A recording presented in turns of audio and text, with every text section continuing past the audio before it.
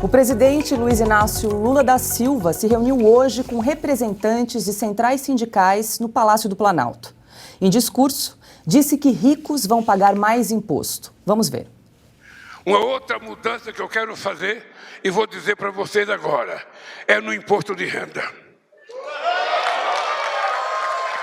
Nesse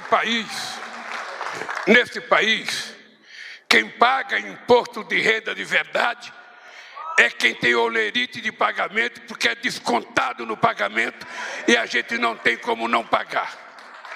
Mas a verdade é que o pobre hoje, que ganha R$3.000, proporcionalmente, ele paga mais do que alguém que ganha R$100.000.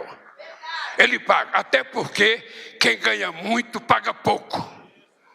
Porque quem ganha muito recebe como dividendo, recebe como lucro, recebe com qualquer coisa para pagar pouco imposto de renda. Ora, então vamos mudar a lógica. Vamos diminuir para o pobre e aumentar. Mas, Paula, um outro aspecto aí é taxar e criar impostos. Aquela velha falácia de que você taxando os ricos, você vai combater ali a desigualdade ou a pobreza? Acho que essa é a grande pergunta. A luta é contra a desigualdade ou contra a pobreza? É empobrecer os ricos? Não, tá errado. O que você precisa fazer é mexer lá na base da pirâmide. Você precisa enriquecer as pessoas que estão lá embaixo. E como é que isso acontece? Com mais investimentos, com a necessidade de mais mão de obra, ou seja, mais emprego, e aí o empregador cada vez mais taxado, cada vez tendo que pagar mais impostos, ele vai empregar menos pessoas. Então, ou seja, aumentar a base lá embaixo, aumentar mais emprego, atrair investimento estrangeiro, diminuir o tamanho do Estado, totalmente contraditório a esse discurso para os sindicalistas de aparelhamento, de dar dinheiro na mão das centrais. Ou seja, é o avesso, Paula. Então a gente volta 20 anos na história. Boa noite, Flávio Morgen.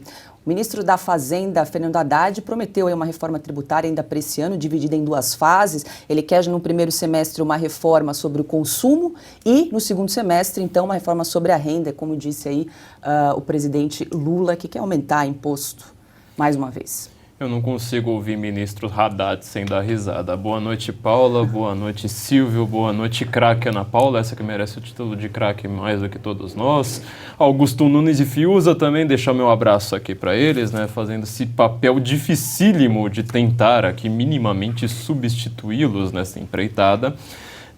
Isso tudo é uma presepada sem fim. É tanto erro que a gente não consegue nem achar o caminho. Assim, onde você olha, você vai abater num erro grotesco aqui. O Silvio está falando sobre república sindical. Esse foi um termo que pegou muito no Brasil na época que a gente tinha uma imprensa de verdade na grande mídia que fizesse oposição ao governo. Hoje em dia estamos simplesmente nós aqui na Oeste, mas alguns poucos gatos pingados que são sempre perseguidos e o resto, né, na grande mídia a gente tem simplesmente, né, o beneplácito, todo mundo lá estendendo o tapete, ó, por favor, mande em mim, mande em todo mundo. Só que a república sindical tem um segundo problema muito sério. Todas as grandes ditaduras, a partir do século XVIII, finalzinho do século XVIII para frente, todas as grandes ditaduras, aquelas mais genocidas, que mais perseguiram, etc., elas tiveram a ideia de um sindicato ou de grandes sindicatos tomando o poder. Foi assim nos grandes genocídios a partir da Revolução Francesa. Você vai pesquisar aí quem é que defende a Revolução Francesa. Na alta cúpula, nas altas esferas do governo brasileiro, você vai encontrar muita gente. Foi assim no genocídio armênio, né, com jovens turcos, o primeiro genocídio a passar de 1 milhão de vítimas.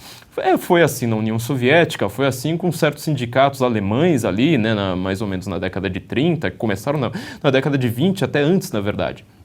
E assim está sendo constantemente, na Revolução Iraniana também, está sendo constantemente no mundo, porque o sindicato, ele na prática, ele é uma construção da modernidade. A modernidade foi criada por sindicatos e toda a ideia de você ter um aparelhamento burocrático da relação entre empregador e empregado é justamente essa ideia de sindicato. Ou seja, o Lula ele solta uma frase aí que eu achei extremamente perigosa.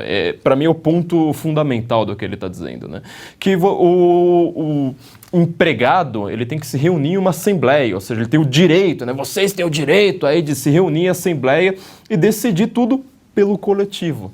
Isso que ele chama de democracia, aquele papo lá todo de trabalhadores, porque eu me preocupo com o pobre, porque eu me preocupo com todas as minorias.